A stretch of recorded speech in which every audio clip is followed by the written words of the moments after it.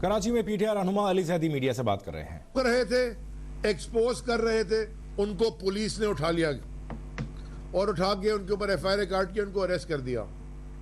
कल दोपहर को 1-1:15 बजे पाकिस्तान के हर बड़े एंकर ने, जिनके मिलियंस में फॉलोअर्स हैं, वो वीडियो ट्वीट की अमजद आफरीदी की, जिसमें अमजद आफरीदी रिगिंग दिखा रहा है। हमारे खिलाफ वाले एंकर्स ने भी की, जो हमारे शायद हमारी पार्टी के मौक़िफ़ से एग्री नहीं करते, उन्होंने भी की। वो दिखाते रहे कि देखें जी ये कौन सा इलेक्शन हो रहा है। रात को ही आपने अमजद आफरीदी को पकड़ के, उसके भाइयों को पकड़ के उसके ऊपर एटीए लगा दी, उसकी ठुकाई लगाई, उसको मारा। उसका एक भाई की आंख इतनी जख्मी है कि हमें खुदा ना खासा खतरा कि वो आंख बेचारे की ज़ाया ना हो जाए। हो गई है। इसके जिम्मेदार कौन है? यहां बदमाशों का टोला है जो हुकूमत कर रहा है, और जिन्होंने इस बदमाशी को रोकना होता है, यानी कि लॉ एनफोर्समेंट एजेंसीज, वो उनकी गोद में चढ़ के बैठ गए। वो उनके पार्टनर्स इन क्राइम है। जो पुलिस का किरदार रहा है कल, जो शिकारपुर से बुला के पुलिस वाले को, एसपी है कौन है वो कहता गया कल सारा दिन अमजद आफरीदी हम तुम्हारे खिलाफ, मैं तुम्हें छोड़ूंगा नहीं। गौर खटक का भी हमारा डीजी जो है अरेस्ट हो गया है, गोरंगी का। फहीम खान बैठे हैं, इनके पीछे पुलिस एफआईआर काट दी है। राजा अजहर हमारे एमपी हैं, उनके पीछे पुलिस लगाई हुई है। इस प्रेस कॉन्फ्रेंस के बाद शायद मेरे पीछे भी लग जाए। सच बोलने तो पसंद नहीं है ना, झूठ बोलते रहो, नहीं सब ठीक है। सच बोलने वाले के पीछे तो यहाँ एफआईआर कटती है और पुलिस लगती है और पता नहीं क्या क्या होता है। हम कई दिनों से देख रहे हैं और कह रहे हैं, बड़े प्यार मोहब्बत से समझा रहे हैं कि आप मांग क्या रहे हैं। हम एक सादा अल्फाज में फ्री एंड फेयर इलेक्शन मांग रहे हैं भाई। क्या पाकिस्तानी शहरी होने के नाते हमारा यह हक नहीं है कि हमें फ्री एंड फेयर इलेक्शन मिले? मैं अब जरदारी माफिया के फर्जंद बिलावल जरदारी से डायरेक्टली मुखातिब हूं। मैं शहीद मोहतरमा बेनज़ीर भुट्टो का कोट, मैंने जो कि एक बार के अखबार शायद वॉल स्ट्रीट जर्नल में उन्होंने आर्टिकल लिखा था, वॉशिंगटन पोस्ट, उसमें आर्टिकल लिखा था, उसमें एक उनका कोट है। मैं वो अंग्रेजी में पढ़ना चाहता हूं क्योंकि उर्दू तो उसको वैसी नहीं आती। शायद अपनी मरूम शहीद मां की बात सुन के कुछ समझ आ जाए, गैरत आ जाए। उन्होंने कहा, all through the years of the Soviet Empire, its Politburo held elections. Of course, calling something an election and having actually an election are two different things. Basically, उन्होंने ये याद दिलाया कि सोवियत यूनियन में जब एम्पायर थी ना, communism जो पीक पे था, वो हर वक्त वहाँ इलेक्शन होते थे, मगर क्या वो इलेक्शन कहलाए जाते थे या ऐसी एक्सरसाइज होती थी, पता होता था पहले से किसने जीतना, भाई आए ना आए। ये पाकिस्तान आज इस तरफ चला गया। कल के जो हालात हमने टीवी पे देखे। बिलावल, तुम भी करप्ट हो क्योंकि तुम मुलव्विस हो करप्शन में। तुम्हारी जमात करप्शन कर रही है और तुम उसको प्रोटेक्ट करते हो। तुम्हारे वालिद के बारे में तो दुनिया के हर अखबार ने और हर चैनल ने क्या क्या लिखा हुआ है, और यहाँ के कोर्ट्स ने क्या क्या किया, वो भी करप्ट है। इसलिए मैं अब इसको पीपल्स पार्टी कहता ही नहीं। वो शहीद मोहतरमा बेनज़ीर भुट्टो के साथ गड़ी खैरों में, अपना रटो डेरों में, गड़ी खुदा बख्श में दफन हो गई है। ये है जरदारी माफिया। और मैं कराची के हर शहरी से पूछना चाहता हूँ, और मुझे पता है जवाब, कि क्या 15 साल में जो इन डाकुओं ने कराची के साथ किया है, उसके बाद कोई शख्स जाके पाकिस्तान ये पीपल्स पार्टी के झंडे तले जरदारी माफिया को वोट देगा? इस शहर की तबाही करने के बाद और ये देखने के बाद कि लड़काना कैसा है और बाकी सिंध का क्या हाल है, इस दारुल खिलाफा सिंध के साथ जो कराची के साथ किया है, कोई वोट देगा? लेकिन उसके बाद भी पॉलिटिकल इंजीनियरिंग करके पाकिस्तान पीपल्स पार्टी को जिताने की कोशिश की जा रही है और हो रही है, कामयाबी से कर रहे हैं, बेईमानी कामयाबी से कर रहे हैं। चोर को चोर क्यों कहते हैं? क्योंकि वो चोरी करता है। कल तक एडवर्टाइजिंग चल रही थी टीवी के ऊपर, कल तक चल रही थी। हमने खत लिखा, इलेक्शन कमीशन ने जी शो कॉज भी दिया इंफॉर्मेशन सेक्रेटरी को सिंध के हमारे खत पे, लेकिन वो फिर भी चल रही थी। यानी कि ये आलम है बेगैरती का कि कोई फर्क नहीं पड़ता कानून क्या कह रहा है, कोई फर्क नहीं पड़ता सुप्रीम कोर्ट क्या कह रहा है, कोई फर्क नहीं पड़ता आईन क्या कह रहा है, हमारी जो मर्जी हम करेंगे। सुप्रीम कोर्ट का तो दिसंबर 2021 का अहकामात है आर्टिकल 140 है कि वो आज तक नहीं हुए, कंटेम्प्ट करके बैठी हुई है। आखिर में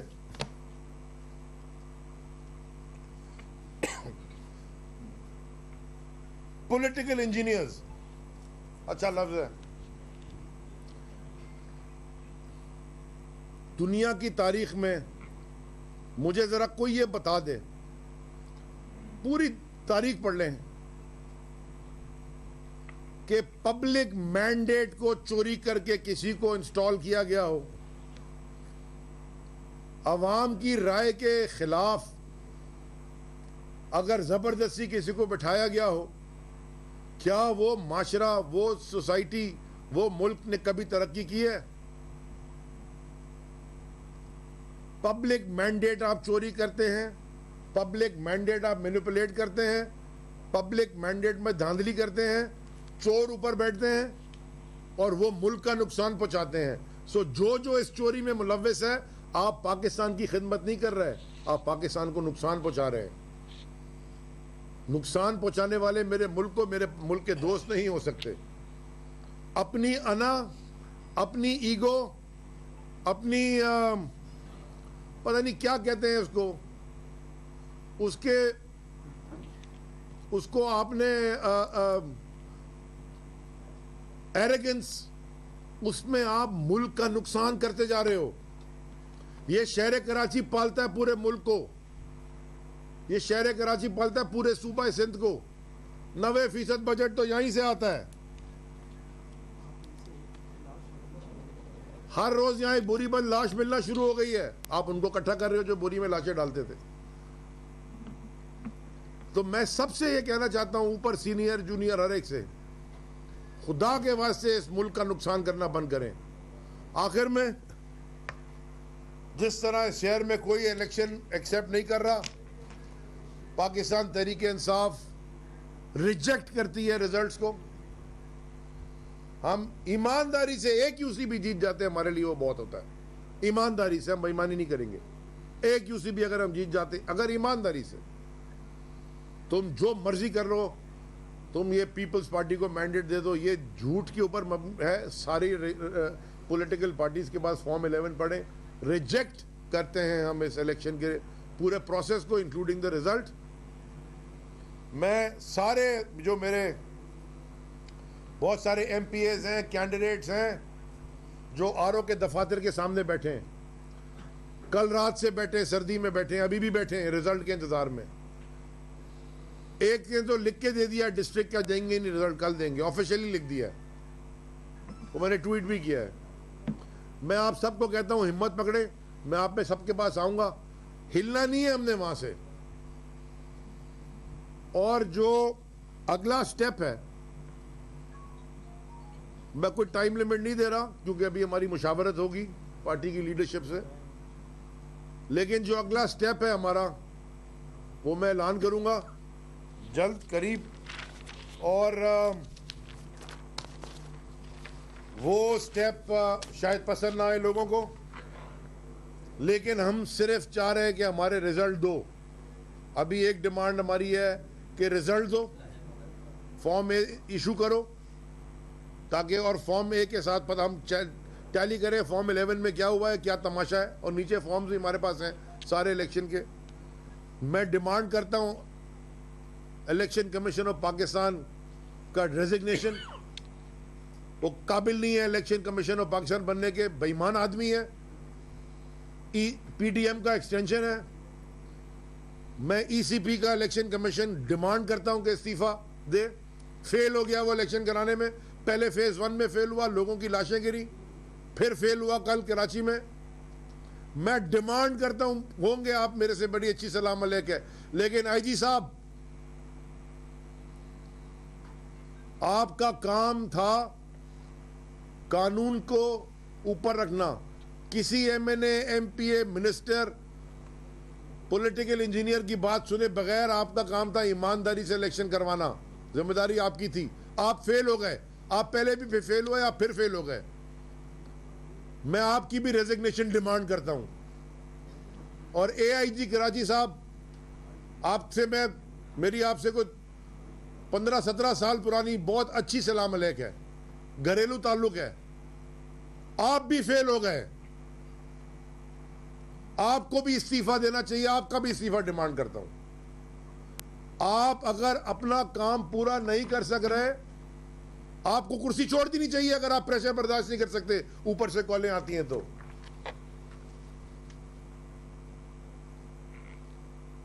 क्या? हाँ, मैं बता दूं बिलाल, मैं चाहता हूं बिलाल जरा इसमें ऐड कर दें चीजें की। जी, बिस्मिल्लाहिर्रहमानिर्रहीम। आप सबका शुक्रिया। देखिए, परसों रात से एक तमाशा बना हुआ था और आपके मीडिया रिपोर्टर्स और आपके चैनल्स के पता चला कि district central, district east, district Keamari में अमला ही नहीं पहुंचा था। यानी सुबह 8 बजे पोलिंग होनी थी और 6 बजे तक अमला ही नहीं पहुंचा था। और तकरीबन कराची के हर पोलिंग स्टेशन में 1 से 2 घंटे और कहीं 3 घंटे पोलिंग ताखीर से शुरू हुई। जहां अमला था वहां पोलिंग मटीरियल नहीं था, जहां पोलिंग मटीरियल था वहां अमला मौजूद नहीं था। और अमले को फिर बाद में वो कहते हैं ना, पकड़ धक्कर करके अमला पूरा किया गया। यानी सियासी जमातों को ये फोन आ रहे थे कि आप हमें लोग दे दें, प्रिसाइडिंग ऑफिसर हम आपके बना देते हैं। वहां पोलिंग एजेंट्स हमारे बैठे हुए थे, दूसरी जमातों के बैठे हुए थे, डिस्ट्रिक्ट केमाड़ी, बल्दिया में, साइट में, आपके डिस्ट्रिक्ट ईस्ट में।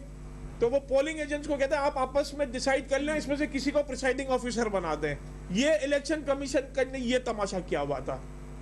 हमारे कैंडिडेट्स और हमारे एमएनएस और एमपीएस को फोन आ रहे थे कि आप हमें कोई बता दें हमें किसको प्रिसाइडिंग ऑफिसर लगाना है। जो प्रिसाइडिंग ऑफिसर लगे थे उनको पता ही नहीं था इलेक्शन किस तरह कराना है।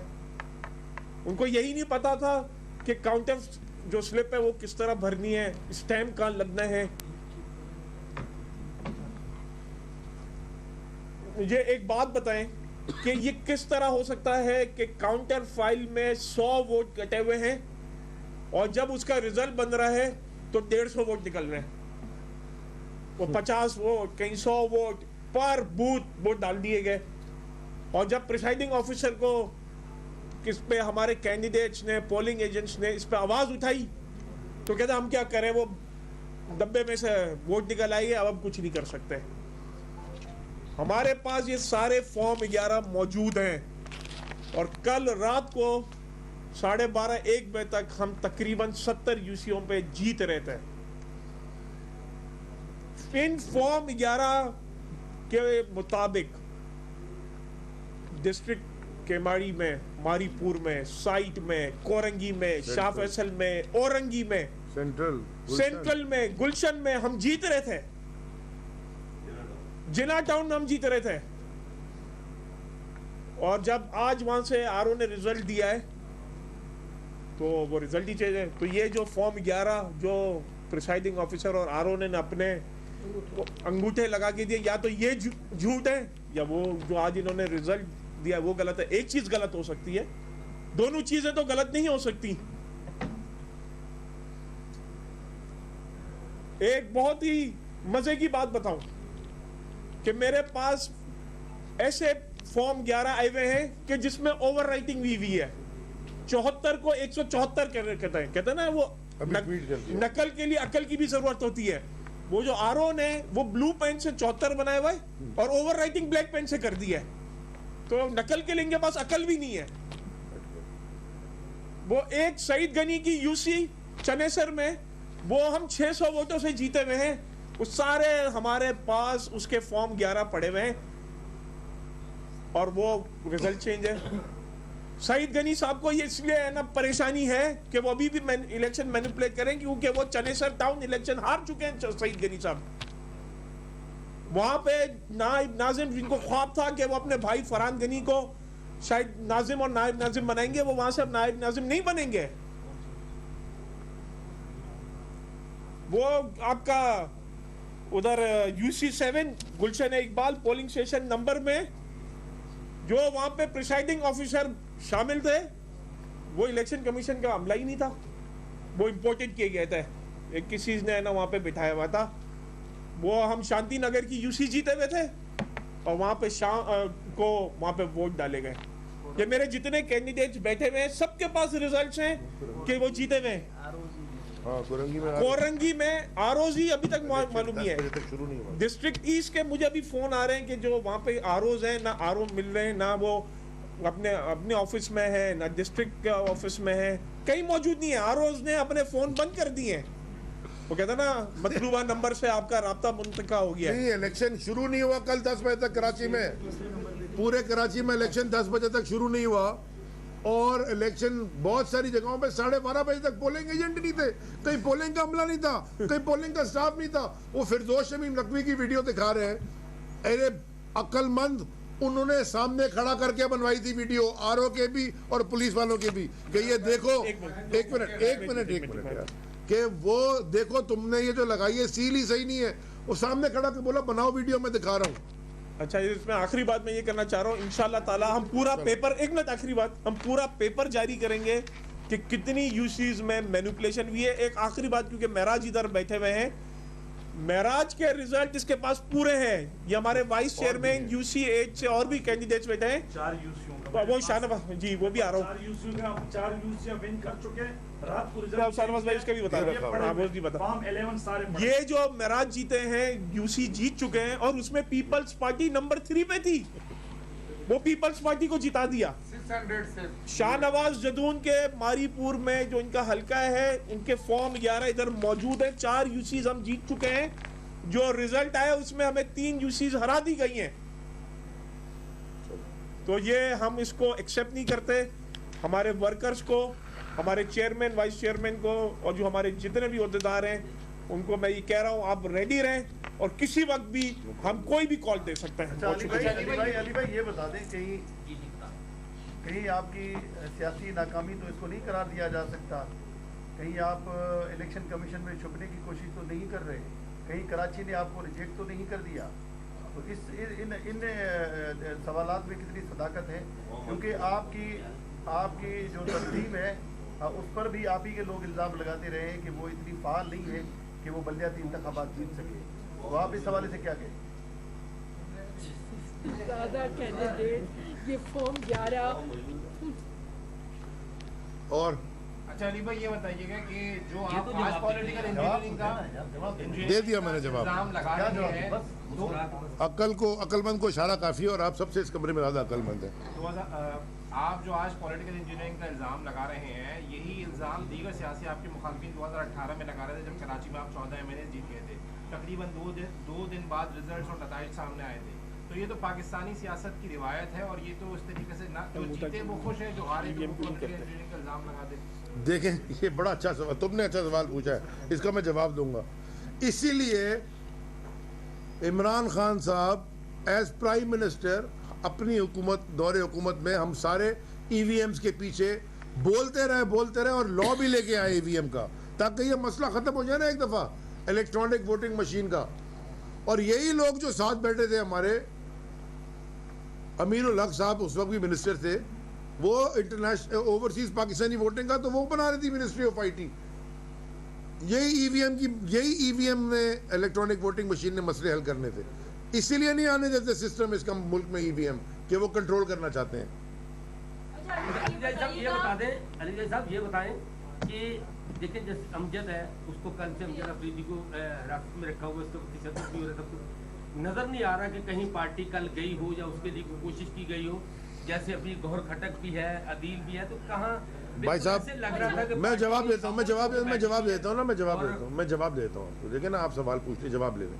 अभी बिलाल गफ्फार अमजद अफरीदी से मिल के RITC में हमने वकील वहाँ किए हैं। हलीम आदिल शेख हमारी पार्टी के अपोजिशन लीडर हैं, वो अदील से भी मिले हैं और कोर्ट में, और राबिस्तान खान से भी मिले हैं। सारी पार्टी सारा एक काम नहीं करती, हर एक का अपनी अपनी ड्यूटी से साइन है, लोग अपने अपने काम करते हैं। आप किसके एंगल पे सवाल पूछ रहे हैं ये मुझे नहीं पता। जी बेटा यार, आप एक तो आपकी ये बड़ी आदत है कि किसके एंगल पे है, आप अपना जवाब दें ना। कल तक आप कह रहे थे पूरी कराची स्वीप करेंगे, अब क्या हुआ फिर इस पे? ये नहीं कहते कि क्यादत की क्यादत कहीं नहीं थी। वो तो प्लांटेड है, वो तो खुद दिखा रहा था टीवी के ऊपर बैठ के, दिखा रहा था कि ये कि ठप्पे पीपल्स पार्टी के कैसे लगे। अली भाई, अच्छा मैं बता दूं, इसका जवाब दे दूं। वो जो मीडिया में जो अमजद अफरीदी के बैलेट पेपर दिखाए हैं, वो उस यूसी के हैं ही नहीं। कराची में पाकिस्तान तहरीक इंसाफ के रहनुमा अली जैदी और दीगर रहनुमा न्यूज़ कॉन्फ्रेंस कर रहे हैं, जो क्या बराह रास्त देख रहे थे।